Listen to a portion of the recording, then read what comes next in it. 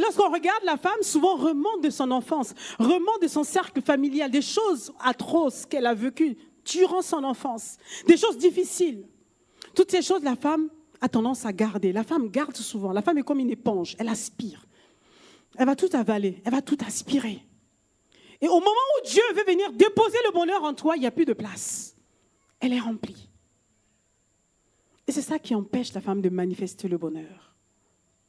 Amen. Le Seigneur interpelle une femme ici aujourd'hui.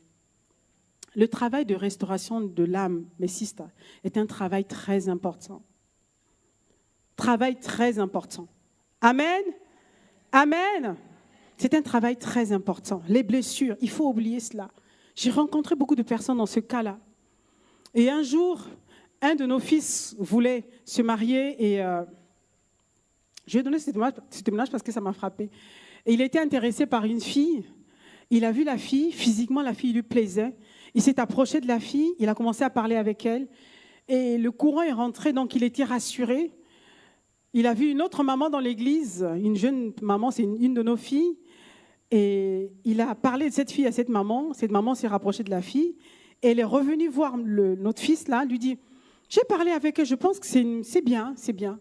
Et il lui a dit, mais maintenant j'aimerais que mes parents, les parents, pasteur Yvon, pasteur Maud, puissent rencontrer cette sœur pour voir si tout va bien. Est-ce que tu penses que ça va passer? La sœur a dit, oui, ça passera, je check. Ok, validé. Et donc lui, il commençait à préparer la sœur à nous rencontrer. Et il a commencé à parler avec la sœur. Il a dit, je vais quand même un peu vérifier les dernières choses pour voir si ça passera au niveau des parents. Et il a commencé à parler, je vais faire court.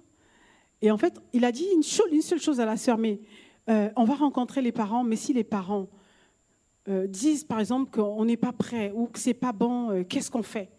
La sœur a dit, non, mais on s'est déjà mis d'accord, on va se marier. Elle a dit, non, tu m'as pas bien entendu. Si les parents disent que là, c'est compliqué, c'est pas bon, qu'est-ce qu'on fait? Je dis, mais toi et moi, on s'est mis d'accord, on se marie. Il revient encore reposer la même question.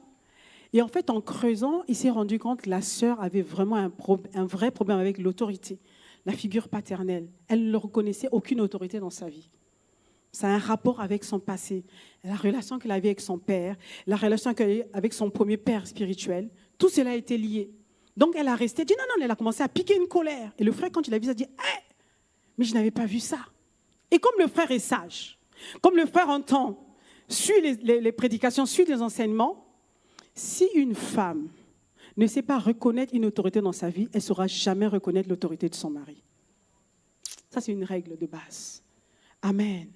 Le frère a compris, ça a dit, ma sister, là où nous sommes, je pense que tu dois aller chercher Dieu pour ta vie et moi, je vais aller chercher Dieu pour ma propre vie.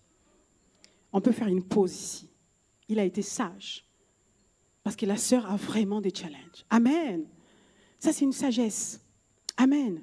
Donc, c'est important que les choses, quand on est chargé, quand on est rempli des choses du passé, des choses, le manque de pardon, la mauvaise estime de soi, quand on pense à quelque chose, tout de suite les paroles qui viennent dans notre esprit, ouais, tu ne vaudras jamais quoi que ce soit, tu es incapable de faire ci, tu ne réussiras jamais dans la vie. Tout ce disque qui passe, toutes ces paroles qui passent, il y a quelque chose qui ne va pas. Et quand vous allez regarder dans la vie de la personne, il y a un nœud qui remonte depuis l'enfance.